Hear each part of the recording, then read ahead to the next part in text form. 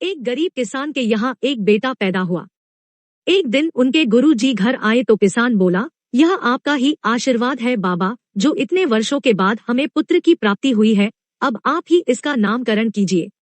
हाँ बेटा, क्यों नहीं, आप अपने पुत्र को मुझे दीजिए।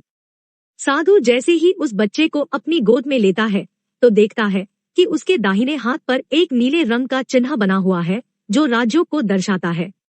साधु उस बच्चे के ऊपर उस चिन्ह को देखकर हैरान रह जाता है। क्या बात है बाबा, आप इतना परेशान क्यों लग रहे हैं? बेटा, मैं परेशान नहीं हूँ, मैं तो बहुत खुश हूँ। तुम्हारा यह बेटा बहुत ही तकदीर वाला है। तुम्हारे बेटे के किस्मत में राजयोग लिखा है। मैं कुछ समझा नहीं, आप क्या कहना चाह रहे हैं? बेटा, तुम्हारा यह पुत्र राजा बनेगा। यह 14 वर्ष की आयु में ही इस राज्य की राजकुमारी से विवाह कर राजा बन जाएगा। साधु की बात सुनकर हीरा बहुत खुश हो जाता है। इसी प्रकार कुछ दिन गुजर जाते हैं। एक दिन वहां का राजा शिकार खेलने निकलता है। शिकार का पीछा करते करते बहुत दूर निकल जाता है। शिकार का पीछा करते करते उसे बहुत प्यास लग जाती है। राजा चलते चलते उस गांव में पहुंच जाता है जहां वह बच्चा पैदा हुआ था, जिसका विवाह राजकुमारी से होना था। अरे बाबा सुनिए जरा, मुझे बहुत जोर की प्यास लगी है, कृपा कर आप मुझे थोड़ा सा पानी पिला दीजिए। क्यों नहीं, तुम यहीं रुको, मैं अभी तुम्हारे लिए पानी लेकर आता हूँ। वह बूढ़ा व्यक्ति अंदर जाता है और राजा को पानी का घड़ा लाकर दे देता है। फिर वह राजा पानी पी लेता है।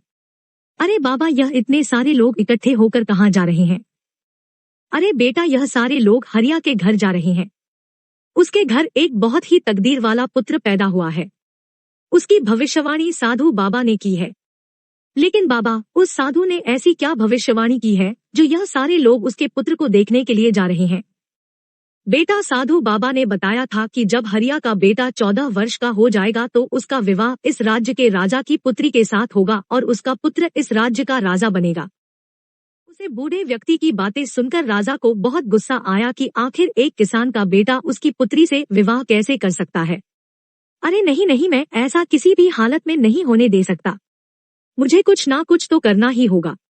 दूसरे दिन राजा भेष बदलकर उस गांव में पहुंच जाता है। अरे भाई, यह हीरा किसान का घर कहाँ पर है? अरे भाई, सीधे चले जाओ और गांव के आखिर में जो घर मिलेगा वही हीरा का घर है। हीरा के घर पहुंचकर राजा ने कहा, ये किसका घर है?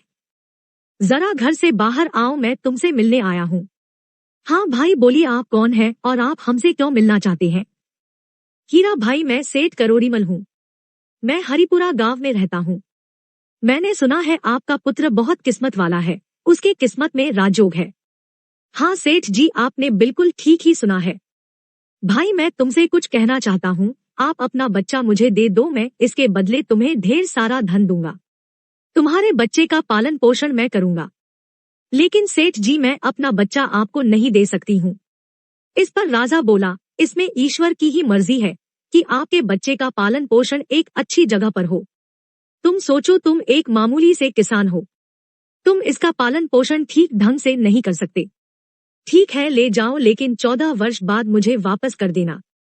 ठीक है, 14 वर्ष के बाद में तुम्हारा बच्चा तुम्हें वापस कर दूंगा। राजा बच्चे को लेकर मारने के लिए नदी के किनारे पहुंचा। क्या करूं, इस मासूम को मारने के लिए तो मेरे हाथ ही नहीं उठ रहे हैं। ऐसा करता हूँ, इसे एक लकड़ी के संदूक में बंद कर देता हूँ और उसे नदी में बहा देता हूँ। उसके बाद उसे नदी में बहा देता है। इत्तेफाक से एक सेठ नदी में नहा रहा था।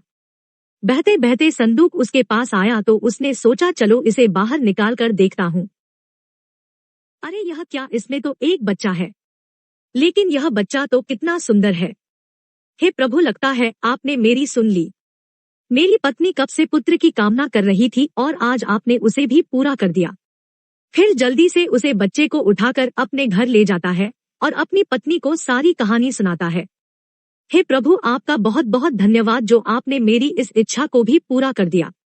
सेठ ने उस लड़के का नाम सूरज रखा। सूरज अब पूरे 14 वर्ष का हो गया था।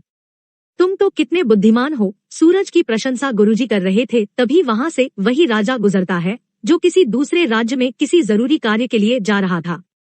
अरे इतना सुंदर युवक मैंने आज तक नहीं देखा। आखिर यह किसका पुत्र है? तुम तो वाकई में कितने बुद्धिमान हो। लेकिन तुम किसके पुत्र हो बेटा? मैं सेठ हीरालाल का पुत्र हूँ। अच्छा अच्छा ठीक है बेटा, जो तुम अपना काम करो। राजा उसके बाद सेठ के यहाँ पहुंचा। सेठ जी, इतना सुंदर और बुद्धिमान बेटा आपको कैसे प्राप्त हुआ? महाराज, यह मेरा बेटा नहीं है, मैंने तो सिर्फ उसका पालन पोषण किया है। इसके आधार पर वह मेरा बेटा ही हुआ। लेकिन सेठ जी, यह लड़का आपको कहाँ से मिला? सेठ ने नदी में बक्से में मिलने वाली बात राजा को बताई। राजा समझ गया कि यह वही लड़का है जिसे मैं 14 वर्ष पहले एक नदी में बहा दिया था। राजा और सेठ आपस में बात कर ही रहे होते हैं कि तब तक वहां पर सूरज आ जाता है। सेठ जी, यदि आप बुरा ना माने तो मैं एक पत्र लिखकर अपनी महारानी को कुछ संदेश भेजना चाहता हूँ। यदि आपका बेटा सूरज उस पत्र को महारानी तक पहुँचा दे तो मैं आपको 100 सोने की मोहरें दूंगा। हाँ हाँ महाराज, क्यों नहीं, मैं आपका संदेश लेकर जरूर जाऊंगा। राजा ने चुपचाप एक संदेश लिखा और उस पर अपनी मोहर लगा दिया, फिर सूरज को पकड़ा दिया। सूरज उस पत्र को लेकर वहां से निकल पड़ता है। सूरज चलते चलते एक घने जंगल से गुजरता है तो वह अपना रास्ता भटक जाता है। अरे यह क्या, मैं चलते चलते इतना थक गया हूँ लेकिन यह जंगल तो खत्म होने का नाम ही नहीं ले रहा है। कहीं मैं रास्ता तो नहीं भटक गया? अब तो जल्दी ही शाम भी होने वाली है, क्या करूं, किधर जाऊं? उसे चलते चलते जंगल में रात हो जाती है। अरे उधर क्या है? मुझे लगता है यह तो कोई झोपड़ी है। चलो मैं आज रात इसी झोपड़ी में बिता लेता हूँ। इतना सोचकर सूरज अपने घोड़े से नीचे उतरता है और झोपड़ी के अंदर चला जाता है। अरे कौन हो तुम? और तुम अंदर कहाँ घुसते चले आ रहे हो? माता जी, मुझे माफ करना जो मैं आपके बिना इजाजत के अंदर चला आया। फिर सूरज उस बूढ़ी महिला को सारी कहानी बताता है। सूरज की यह सारी बातें सुनकर उस बूढ़ी महिला को सूरज पर दया आ जाती है। लेकिन बेटा, तुम्हारा यहाँ पर रुकना ठीक नहीं होगा। यह डाकुओं का अड्डा है। अभी कुछ ही देर में डाकू आने वाले हैं। यदि उन लोगों ने तुम्हें यहाँ पर देख लिया तो समस्या आ जाएगी। लेकिन माताजी, इतनी रात्रि में तो मैं कहीं और जा भी नहीं जा सकता। यदि बाहर जंगल में गया तो मुझे जंगली जानवर खा जाएंगे। इससे अच्छा है मैं यहीं पर एक कोने में ही सो जाता हूँ माता। इतना कहकर सूरज एक कोने में जाकर लेट जाता है और सो जाता है। कुछ ही देर बाद डाकू अपने घर वापस आ जाते हैं। अरे यह कौन है जो इतना निडर होकर हमारे घर में सो रहा है? सरदार, यह सूरज है, बड़ा ही नेक दिल बच्चा है। उसे डाकू ने जब यह बात सुनी तो उसे राजा की करतूत पर संदेह हुआ। आखिर ऐसा क्या लिखा है संदेश में राजा ने? मुझे इस संदेश को खोलकर देखना ही होगा। वह डाकू जल्दी से उस संदेश को खोलकर देखता है। उसमें राजा ने लिखा था कि पत्र ले जाने वाले की तुरंत हत्या कर दिया जाए। डाकू ने वह पत्र निकालकर दूसरा पत्र रख दिया जिसमें लिखा था कि मैं चाहता हूँ हमारी राजकुमारी का विवाह इसी के साथ हो, इसलिए तुम हमारी पुत्री का विवाह इसी के साथ कर दो। यह विवाह मेरे वापस आने से पहले हो जाना चाहिए। आखिर महाराज ऐसे कैसे किसी के साथ हमारी राजकुमारी का विवाह कर सकते हैं? लेकिन इस पर तो महाराज की मोहर भी लगी है। इसका मतलब यह युवक सत्य कह रहा है। इतना सोचकर महारानी ने अपनी पुत्री का विवाह सूरज के साथ कर दिया। कुछ दिनों बाद जब राजा वापस लौट कर आया तो उसे पता चला कि उसकी पुत्री का विवाह उसी युवक के साथ हो गया है। यह सुनकर राजा गुस्से से आग बबूला हो गया। नहीं नहीं महारानी जी, यह तुमने क्या कर दिया? तुम जल्दी से मुझे वह पत्र दिखाओ जो मैंने तुम्हें भेजा था। महारानी जल्दी से राजा को पत्र दिखाती है तो राजा पत्र में कुछ और ही लिखा पाता है। अरे सैनिकों, जल्दी से जाओ और सूरज को हमारे सामने पेश करो। सैनिक जाते हैं और सूरज को लेकर आते हैं। राजा देखते ही गुस्से से बोला, तुमने हमारे साथ छल किया। तुमने विवाह तो कर लिया लेकिन मैं तुम्हें अपना दामाद स्वीकार नहीं करता। लेकिन महाराज, मैंने तो आपके साथ कोई छल नहीं किया है। अरे मूर्ख, तू मेरे साथ भी छल करना चाहता है। मैं तुझे एक शर्त पर ही अपना दामाद स्वीकार कर सकता हूँ। महाराज, आपकी क्या शर्त है? यदि तुम मुझे शैतान के 2 सोने के बाल लाकर दे दो तो मैं तुम्हें अपना दामाद स्वीकार कर तुम्हें अपना सारा राज्य सौंप दूंगा। यदि बाल लेकर नहीं आए तो मैं तुम्हें फांसी पर चढ़ा दूंगा। ठीक है महाराज, मैं अपनी पूरी कोशिश करूंगा। इतना कहकर सूरज एक घोड़े पर सवार होकर वहां से निकल पड़ता है। वह चलते चलते एक दूसरे राज्य में पहुंचता है तो उसे वहीं पर रात हो जाती है। वहां के सैनिक से बोला, अरे सैनिक भाई, मैं एक परदेसी हूँ और आज रात मैं आपके यहाँ रुकना चाहता हूँ। सैनिक तुरंत ही सूरज को राजा के पास ले जाते हैं। राजा सूरज से सब बात जानने के बाद बोला, लेकिन बेटा तुम शैतान के बाल लेने के लिए तो निकल पड़े, क्या तुम्हें पता भी है वह शैतान कहाँ रहता है? महाराज मैं सब कुछ जानता हूँ। यदि तुम सब कुछ जानते हो तो क्या तुम यह भी जानते हो कि हमारे राज्य का सबसे बड़ा कुआं सूख क्यों गया, जबकि उसमें सबसे मीठा पानी निकलता था?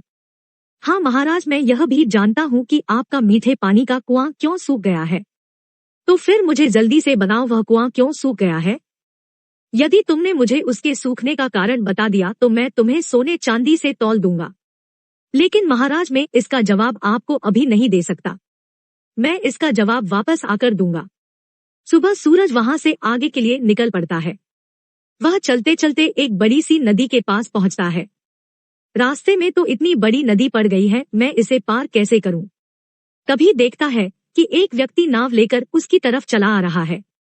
अरे भाई कृपा कर आप मुझे नदी के उस पार छोड़ दीजिए।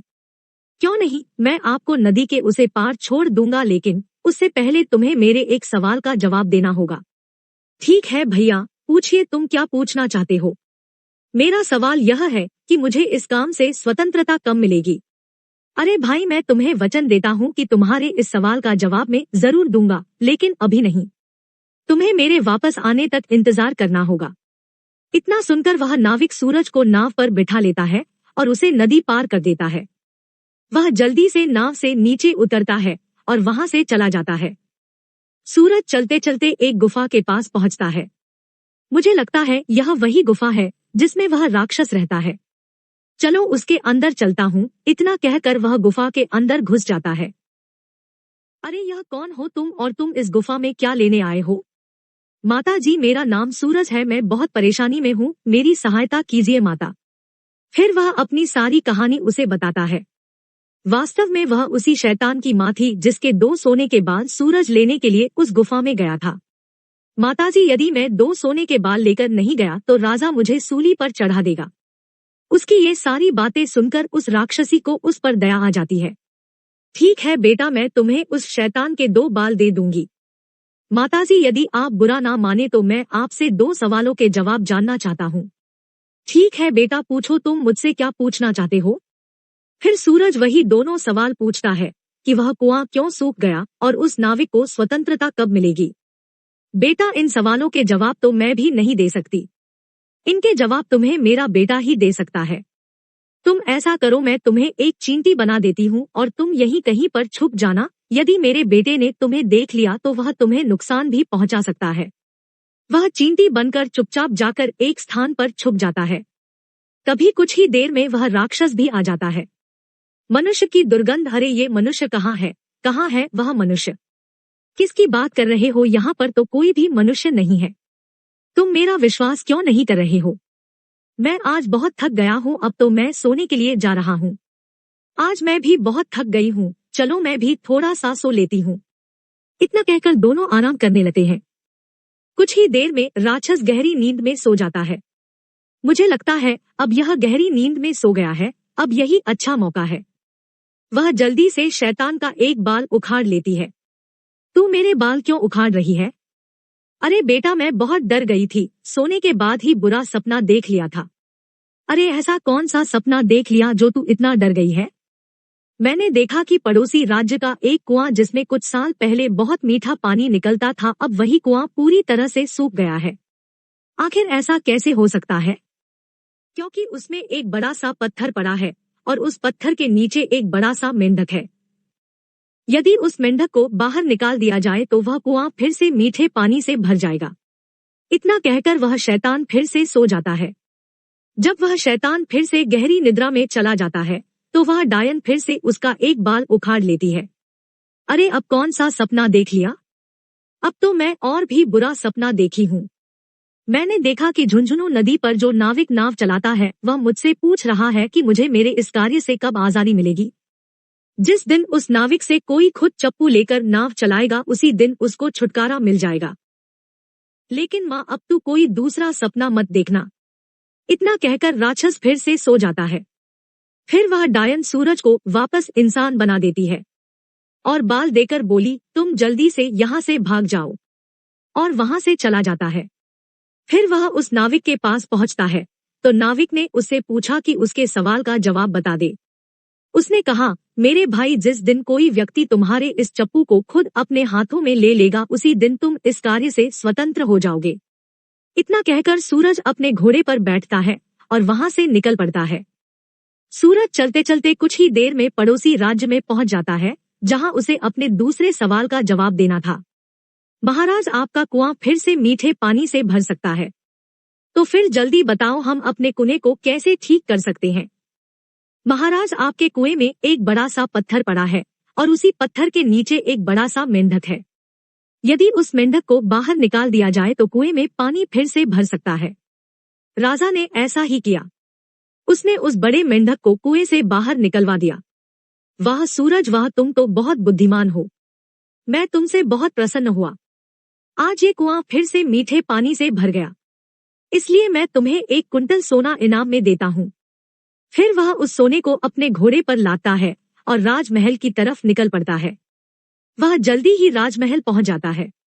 यह लीजिए महाराज, मैं आपके लिए शैतान के बाल लेकर आ गया हूँ। अच्छा ठीक है, लेकिन तुम इन दोनों बोरों में क्या लेकर आए हो? महाराज, इसके अंदर सोना है। सूरज जल्दी से उन दोनों बोरों को राजा के सामने ही खोल देता है। इतना सारा सोना देखकर राजा हैरान हो जाता है। अरे इतना सारा सोना, लेकिन इतना सारा सोना तुम्हें कहाँ से मिला है? महाराज, मुझे यह सारा सोना झुनझुन नदी के उस पार पहाड़ियों से मिला है। वहाँ पर बहुत सारा सोना पड़ा है। मैं जितना भी सोना वहाँ से ला सकता था उतना ही लेकर आया हूँ। अच्छा, तो क्या मैं भी वहाँ से सोना ला सकता हूँ? हाँ महाराज, क्यों नहीं। जब आप झुनझुन नदी के पास पहुँच जाना तो तुम्हें एक नाविक मिलेगा। तुम उस नाविक का चप्पू खुद लेकर नाव चलाना और नदी के उस पार निकल जाना, तभी वह सोना तुम्हें दिखाई देगा। यदि तुमने नाव स्वयं नहीं चलाई तो वह सोना तुम्हें कभी नहीं मिलेगा। इतना सुनते ही राजा के मन में लालच आ जाता है और वह तुरंत ही झुनझुन नदी पर पहुंच जाता है। अरे नाविक, जल्दी से इधर आ, मुझे नदी के उस पार जाना है। राजा तुरंत ही उसका चप्पू खुद उठकर नाव चलाने लगता है। तभी वह नाविक उस नाव पर से गायब हो जाता है और राजा उसी नाव का नाविक बनकर रह जाता है। उधर सूरज ही उस राज्य का राजा बन जाता है। अरे हीरा भाई, अपना बेटा मिल गया। हमारे राज्य का राजा 14 वर्ष का लड़का बना है और उसका विवाह राजकुमारी से ही हुआ है। इसका मतलब वही तुम्हारा पुत्र है। इतना सुनते ही हीरा और हंस की पत्नी राजमहल पहुंच जाते हैं और अपनी सारी कहानी सूरज से बता देते हैं। हाँ सूरज बेटा, यही तुम्हारे असली माता पिता है। तू मुझे नदी में एक लकड़ी के संदूक में मिला था। इतना सुनकर सूरज अपने माता पिता को गले से लगा लेता है और उस राज्य में ही राज करने लगता है। एक बार फिर सिद्ध हो गया कि किस्मत का लिखा होकर ही रहेगा, चाहे कोई कितना भी उपाय करे।